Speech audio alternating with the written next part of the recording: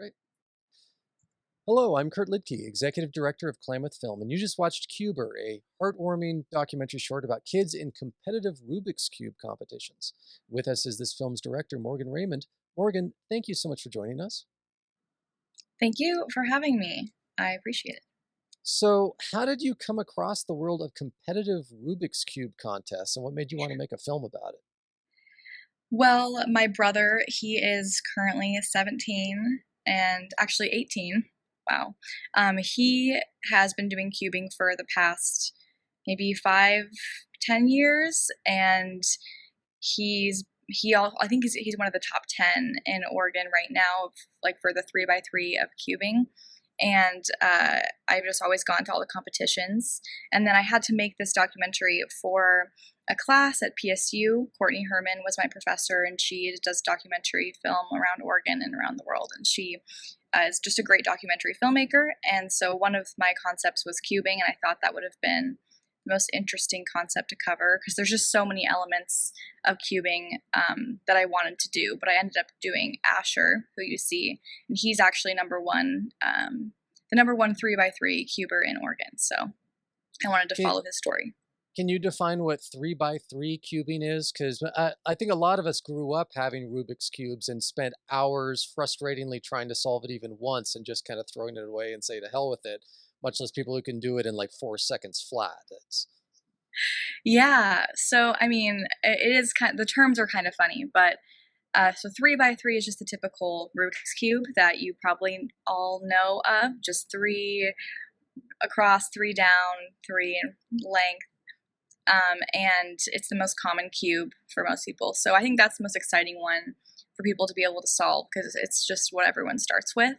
Uh, I can solve it in like 2 minutes because I know just the basic algorithm, but I could never do what these kids are doing.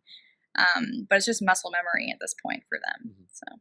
See, now when I was a kid, you took the stickers off and replaced them in different spots to try to cheat in doing it. I assume that that kind of messes up the whole algorithm process for knowing how to solve it. Yeah, I mean that's what I would do. I would just like take the blocks off and switch them around. But So it sounds like this was something that you kind of grew up with, especially if your brother is kind of competitive in the world, but still I know that there was a Netflix documentary, and there's been similar films done on things like competitive Scrabble and competitive crosswords, but it's still kind of this interesting little world that not a lot of people know about. So, how do you know how long these Rubik's cubes competitions have been around, or maybe how long your brother's been competing in it, and kind of yeah, how big of a culture is there for this in Oregon? yeah, I know that Oregon is more popular for it because some of the most like famous Rubik's cubers. One of his name's Kevin. I can't remember his last name, but he lives in Washington, so he comes to all of the events that are down here in Oregon, and he's in his 20s. But it's really funny to go to all the events and see all the kids. Like they like look up to him. They go over and try to talk to him and get autographs sometimes. He's actually in this documentary a little bit, and the one we just watched of mine. And yeah, I think that it's been going on for so long. My dad did some competitions when he was a kid, but it's just been the last maybe 10 years that people are able to solve the cubes in seconds. It wasn't very common, I think, over 20 years ago. It would take people maybe 45 seconds at the most. So yeah, it's kind of cool to see how it's evolved. I mean, I didn't really see how it's evolved, but other people have.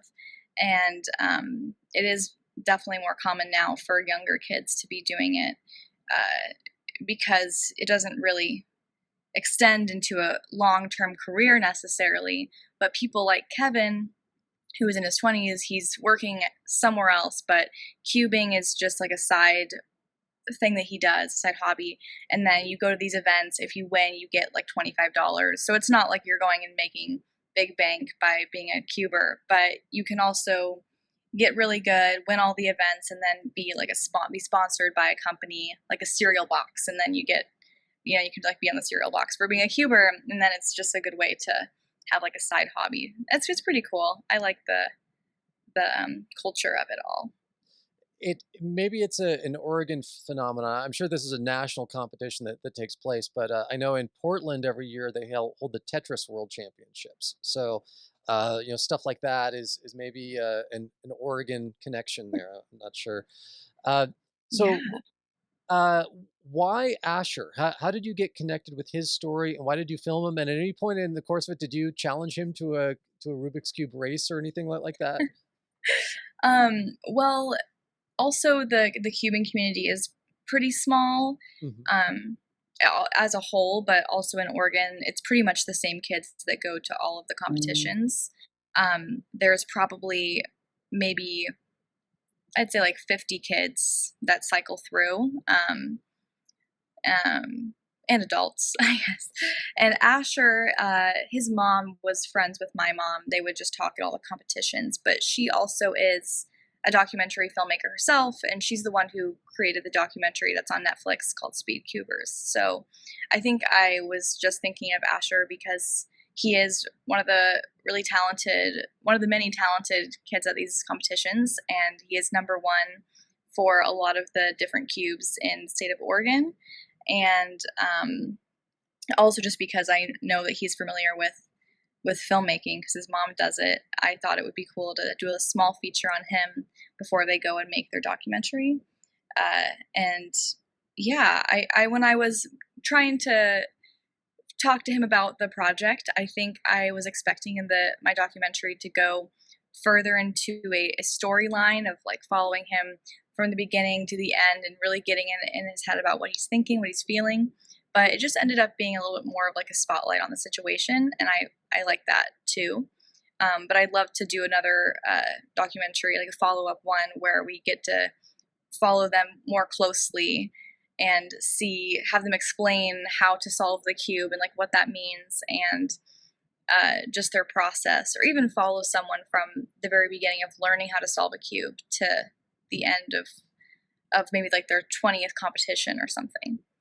So yeah. It does seem so, and that was kind of one of my first impressions was that it ended so suddenly. I'm like, I'm just now getting kind of invested in this and curious about it. I want to get more of the backstory and more context of why this kid enjoys this, how he got into it, learn more about some of the other competitors. I felt, and I wasn't aware that there had already been a documentary done that's available on Netflix called Speedcubers.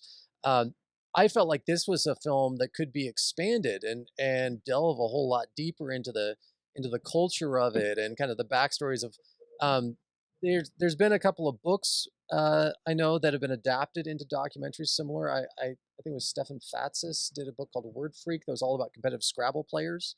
And then they made a Yeah. documentary off of that I think would have kind of a similar vibe to it if you did want to delve deeper into this story. But I do appreciate that in its short bite-sized form, we still get a lot of kind of heart and character and get to know Asher a little bit. So good job on that.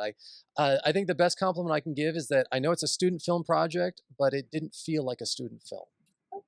Thank you. Yeah, I also am interested in those other intensive, I guess, competitions of these strange sports that are like chess and Scrabble.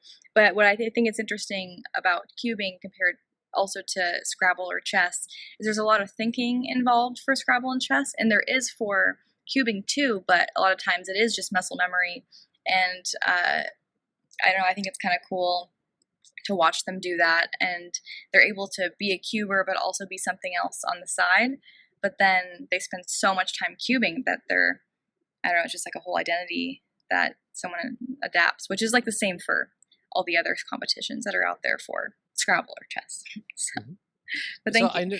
I know you've been keeping busy. I know this was a student project, Portland State Film School, right? Yes. Yeah.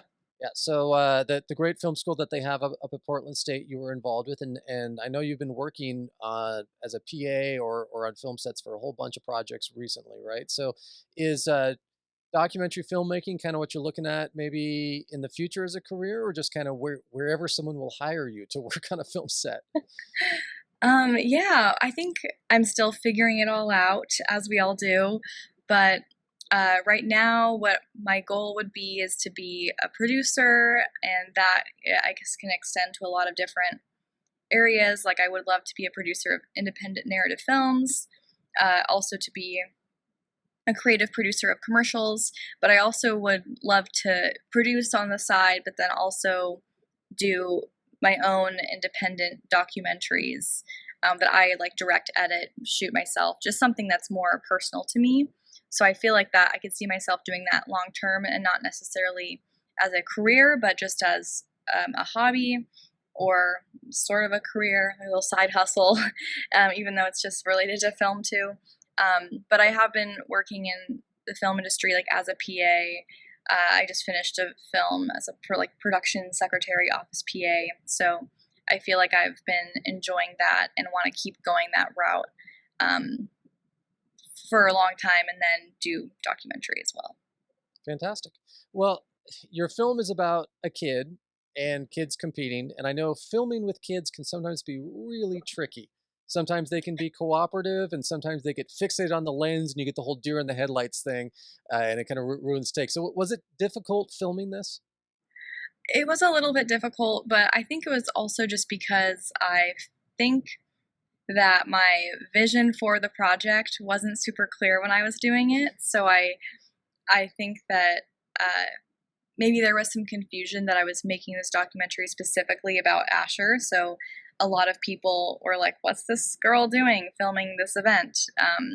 But everyone had a fun time, and it was hard to film a lot of the kids too because they're so busy with what they're like prepping for the competition that pulling them aside was harder. But also when I did not include this in the documentary, but I included or I did a couple interviews with some of the other kids asking about like what they think of all the other people here, who are they most nervous to compete against. And I just don't think the footage turned out how I wanted it to, but that was definitely difficult too, because some of them were really excited to have a camera on them and some of them were just like, why are you asking me these weird questions? So I think it was a mix. There was definitely some moments where I was struggling to get what I was hoping for, but also people were pretty okay with the cameras. I think it was just exciting for a lot of them.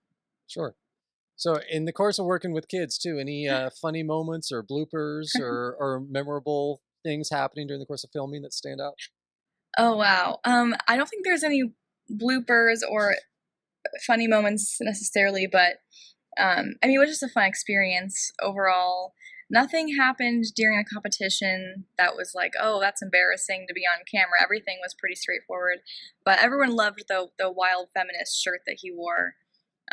Whenever I play that for anyone, they're always like, yes, that's what I'm talking about. But it's actually, I guess, a company in town called Wild Feminist. So I didn't know that, but that's kind of fun. But nothing happened at the competition that was that, I guess, like blooper worthy. Okay. I don't know. Well, after I know it's been kind of a family trade, but after making this, do you have a greater appreciation for people who take the time to memorize all these ridiculous algorithms and have the brain power to actually do things like this? Yeah, definitely. I don't think I could do it. I mean, he even said like he spends like 35 hours a week just cubing or something, and I was just like, wow, that's like a full-time job right there. Um, yeah, because I mean, there also is, I think there's hundreds or thousands of algorithms that you have to memorize, and even just sitting at home, like my brother will have like 12 different Rubik's cubes sitting on his desk, and he's just taking turns solving each one. And then he'll like make little designs in it, like little crosses or like X's or something, or he'll write hi in like the bigger cubes. And I'm just thinking like, oh, this is crazy that he just sits there and does this for fun all day, but super smart. So I love it. What do you hope that people take away from watching Cuber? Wow. Um, well, I hope that people can find cubing interesting. I want more people to know about the world of cubing because it is such a unique thing to be doing, and just see that how much something like this, like if someone has kids themselves, to see how this can actually be a really great hobby for someone to get into because it does allow them to create great relationships with people and to spend a lot of time just doing something productive. That's like they're learning a new skill, they're having fun with it, they're making friends. And the whole making friends thing is important. I want people to watch it and realize that it's not just about the competition, it's really just about the cool people that you meet and have fun with, and you'll have relations for the rest of your life from these competitions. Fantastic. Well, thank you, Morgan, for your film and for joining us. Cuber will be screened on Sunday, September 19th at 11:20 a.m. at the Ross Ragland Theater in our Northern Shorts category, and also available all week on demand. Thank you, Morgan. Thank you so much for having me and for watching.